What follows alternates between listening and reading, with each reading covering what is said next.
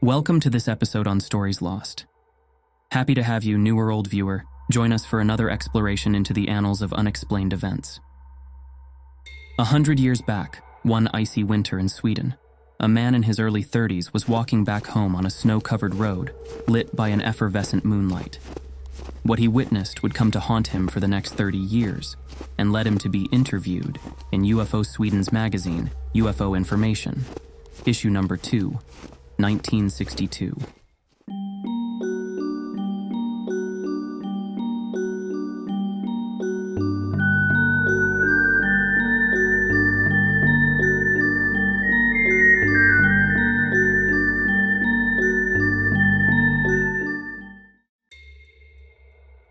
As you will come to learn, there is no real solid evidence backing this case.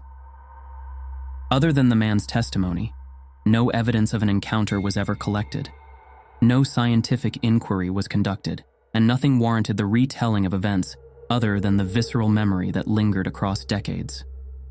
100 years ago, there were no organizations such as UFO Sweden that could examine the case.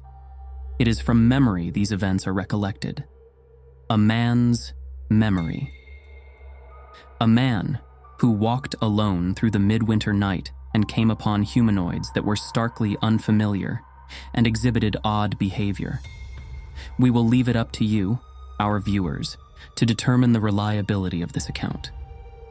One evening shortly after New Year's in 1931, Helge Eriksson, who at the time of his interview was around 65 years old, had an experience that etched itself into his memory forever. At that time, he worked as a cattle herder on a farm just outside Eslöv. When the day's work was done, he went out to visit a friend at a nearby house.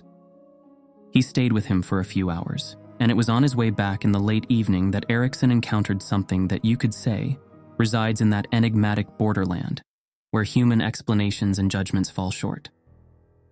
I wasn't far from the farm where I worked when I saw 10 to 12 small men walking towards me. I spotted them from about 50 meters away, and they approached me at a quick pace.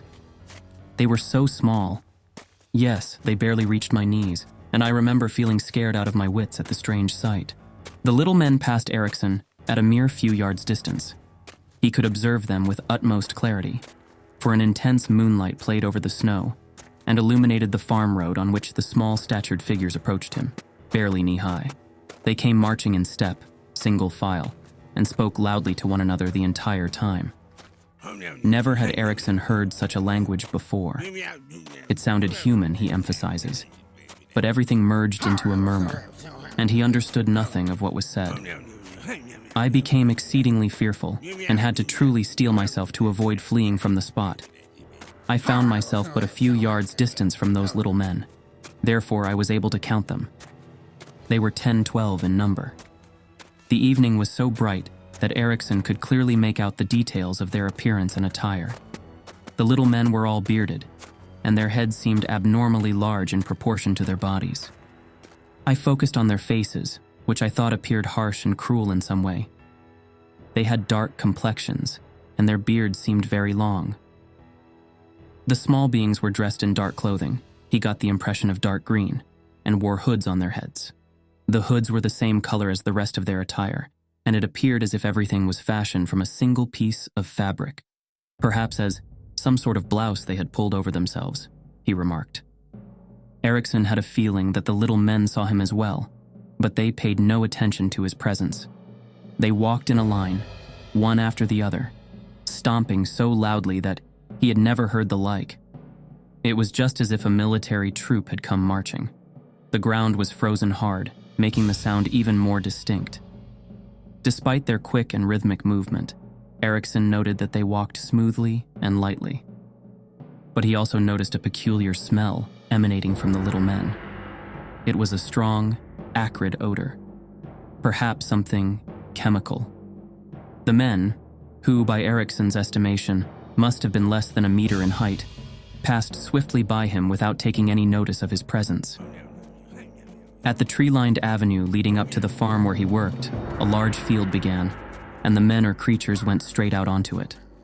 There, Eriksson beheld a strange blue-violet glow in the distance. About half a minute after the strangers had passed by Eriksson, they reached the glow, which was surrounded by what Eriksson could only describe as a mist. What this was, I do not know, continues Eriksson. It was just like some sort of mist around a splotch-like mass, from which a blue-violet glow emanated. They vanished into that glow, disappearing in an instant, as if carried away by a machine. I heard only a whirring in the air, and then they were gone. The light was extremely bright, with variations in yellow, blue, and violet. It was a light of an intensity that he had never before seen, at least not here on Earth, Eriksson remembered. Eriksson tells UFO information that he has mulled these things over and over during the years that have passed, ever since that bright January evening in 1931. He has also spoken of the event to a lot of people. Some believe him, others do not, but he remains quite indifferent to their reactions, steadfast in his conviction that what he saw, he saw. Everything remains clear and distinct to him, and he does not forget the terror he experienced during that strange encounter on the road. When he came home that evening and had laid down for the night, he could not sleep. The incredulous experience replayed over and over in his mind, and ever since he has constantly had to convince himself of what his senses registered. I met them personally. I heard their footsteps, saw their eyes and faces, smelled the odor, and all the rest. I saw them. I have never experienced anything like it since, and when it happened, I was fully clear-headed. I am in control of myself, and I always have been. There is a pause before Eriksson continues. Nah, they weren't no regular folks I met, he says with conviction. I thought straight away these must be folks from another world. This was the account of Helge Eriksson. What intelligence could we glean from how he portrays these events and himself? There's a long list of strange facts.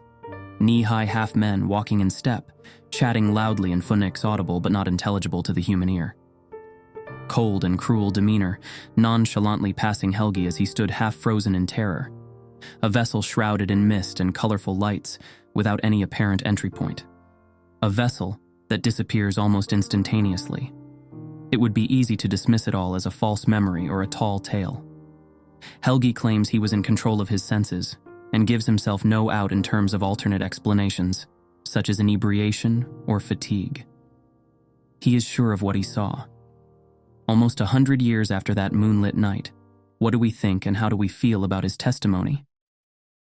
Please join in our discussion in the comments section. We appreciate your input and would love to hear feedback on this episode. Until next time, take care and eyes on the road.